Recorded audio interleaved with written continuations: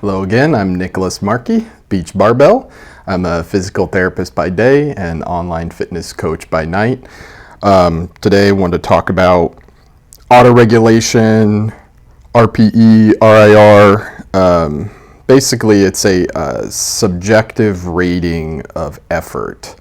So RPE started more with kind of aerobic conditioning. It was originally like a scale of 6 to 20, which kind of correlated with heart rate. You know, most potential resting heart rates being about 60, so that would be the low end of the original Borg scale, 6, and then 20, kind of correlating with about 200 beats per minute, which is often seen as probably the max heart rate for most people. And it actually correlated pretty well with heart rate, but 6 to 20 is kind of a weird scale for somebody. Like, rate your effort between 6 to 20. It's hard enough trying to rate your pain 0 to 10, right? So they switched it to started using more 1 to 10, with 10 being maximal effort. And this is what's called RPE, rating of perceived exertion, and 1 being, nothing, and like 5, 6 being kind of like a moderate effort. And that's still used pretty extensively in conditioning and aerobic type training and conditioning. So it's also now been, over the last several years, been more applied to lifting. So kind of RPE and what's called RIR, or reps in reserve. So they're kind of just opposites, basically. So like an RPE of 10 would mean that you have 0 reps left on the lift. And then an RIR of 0 would mean you have 0 reps left. So reps in reserve 0. And then it goes down from there. So RPE 9 would be you feel like you maybe have 1 rep left. RIR 1 rep left. RPE 8, 2, RIR 2, 2, and so on and so forth. And generally, once you get to about RPE 5 and RIR 5, below that it's really hard to gauge anyways. So this is a metric. I personally prefer RIR just because I kind of find it a little less confusing with people, particularly like in physical therapy settings. A lot of times people are used to like the pain number 1 to 10, which is already really confusing. So if I use RPE, then it's like, and you're asking them how many reps they have left. Okay, so then I got to subtract, and then so I've personally like to use more RIR for within the physical therapy setting, but also with programming kind of how much effort I want the people to give. And so what that might look like would be like, hey, today or this week your RIR is 3 to 4. So you're going to lift, usually there's a rep range, like, hey, we're going to do 7 to 15 reps. And you're going to do an RIR of 3 to 4. So say that they pick a weight and they lift it 11 times and they feel like maybe they can do 3 or 4, then that would be where they stop, basically. And then over several weeks can kind of track, like maybe kind of progress. You could keep it the same. You could just keep it at relatively the same RIR. And research shows that, for muscle building and also, strength gains, keeping in an RIR of, at least 4 or lower. So like somewhere probably between 1 and 4 RIR, you can get, strength and muscle gains. Oftentimes I'll kind of, if I'm going to do a static RIR, like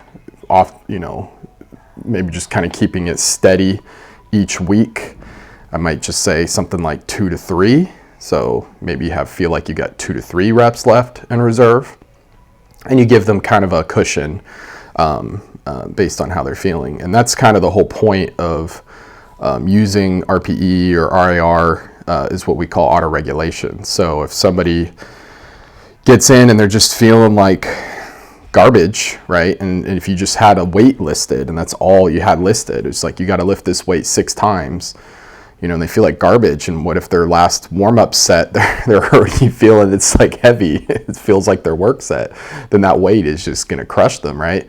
So it's a good way to what we call auto-regulate. So I personally like to prescribe a rep range for both strength work and volume work, muscle building work, and then with the RIR, because it gives people some wiggle room. So if I say, hey, I want you to do 100 pounds, say we're working on volume and muscle building, and we're going to do somewhere between 7 to 15 reps.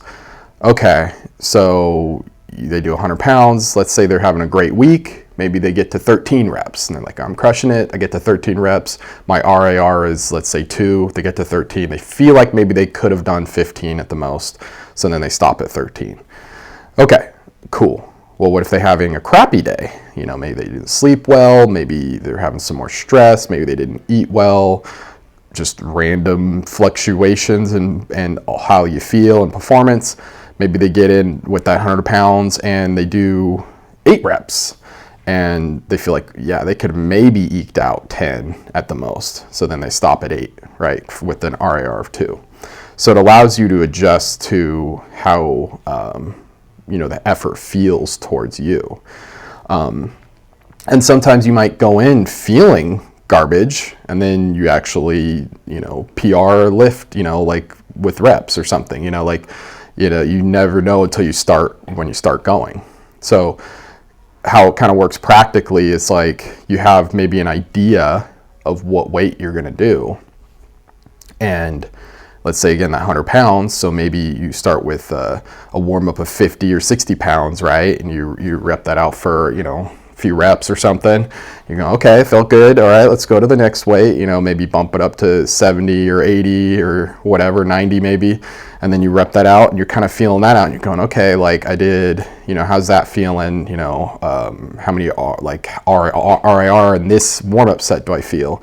And then that'll kind of give you a gauge of maybe what that weight that you're planning on maybe doing. And, if the second warm up set of like 90 pounds felt like, wow, I did, 8 reps of that and my RIR felt like 2, then, maybe that planned 100 pounds, you might just stick with the 90. And that warm-up set actually turns into your working set because you're kind of like, you know what, I'm already feeling this, and that's okay. You're going to have fluctuations in performance, over several weeks. If that continues to kind of stay low, stay not progress, then maybe it's time to switch out that exercise. But, every so often you're going to have kind of down days like that. That's kind of a normal thing. So,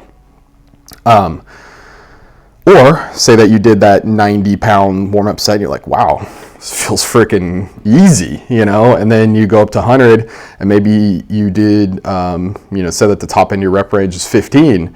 You banged out the 100 to 15 and it felt like an RIR of, 5 plus. So you're like, holy crap, I feel strong today. Maybe, that you end up actually increasing the weight that you had planned.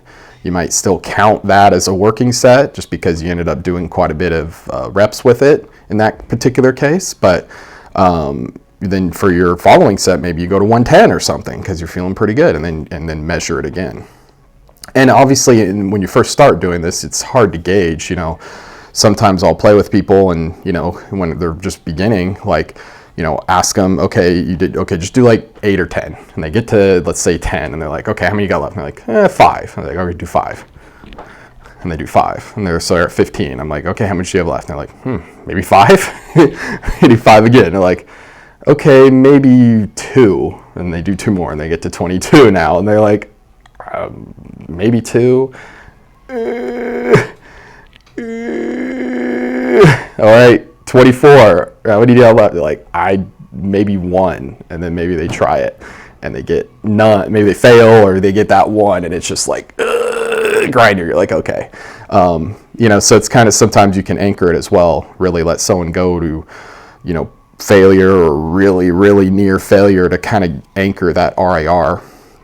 Or you could just kind of have just a planned progression. Like just pick the weight, and I ask when I'm in person, like in physical therapy, I ask my clients, after each set, how many did you feel like you had left? Like, yeah, 5+, I'm like, or 5, at least 5, 10, whatever. And then, we're bumping up the weight, so we're doing warm up weights. We're already planning to go up, but then we get to like a working set of like let's just keep using 100 because it's easy math. And then they do the 100, and oftentimes, I kind of go back and forth sometimes of, doing just a rep target or like a rep range. But let's say we're doing a rep target. So like we're doing 8s for this lift. They do 8 and they're like, I feel like I got like 4 left. And they're at, in the first set of the working. So 4 left, I might actually just increase the weight a little bit. Okay, we're at 100, let's go to 105. They do 8 reps. I'm like, yeah, maybe 3 left. I was like, okay, let's just maybe bump it up, depending on what the RIR is for. Again, oftentimes in person, I kind of have a fluid 1 to 3-ish RIR with most people. And so kind of getting the gauge of their effort. And over time, the more you do it, the more you, just like with most skills, you kind of get better at rating and tracking it. So, and then typically for just actual tracking purposes, I'll just, from my end, I'll just track usually like the last set, just to kind of get a gauge of the whole working set. I mean, you could track each set's RIR, but typically I'll just track the last set. Like whether we're doing 3 or 4 or 5 sets or whatever exercise. So I thought this would be an interesting topic. So, and a good way to, one, you should be tracking your exercises. So if you need an app to do that, we got ours. You can use it for free and load up all the exercises that you do at beachbarbell.com/exercise-app. You can download it there for Apple or Android. You should at the very least be tracking sets and reps, the exercise, the sets, the reps, and the weight. Typically, again, I really only track the working sets, but you could track the whole thing. You could track all the warm-up sets if you want to. There's no big deal doing that.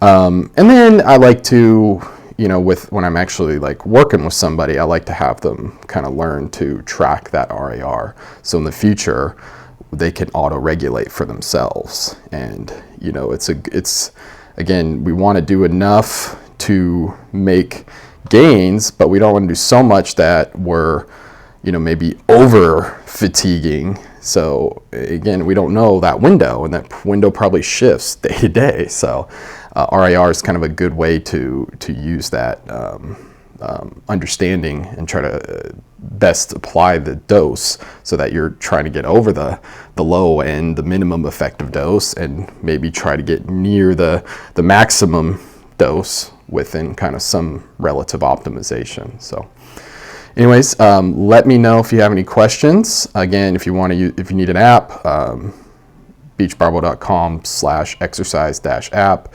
There's also a link on there for if you just need a program, you can buy one of our plans and just follow that and track that as well. Or if you just need an app, you can download the app there and use it for free. So anyways, again, I'm Nick Markey with Beach Barbell. If you need anything, you know where to find me, and I'll see you next time. Peace.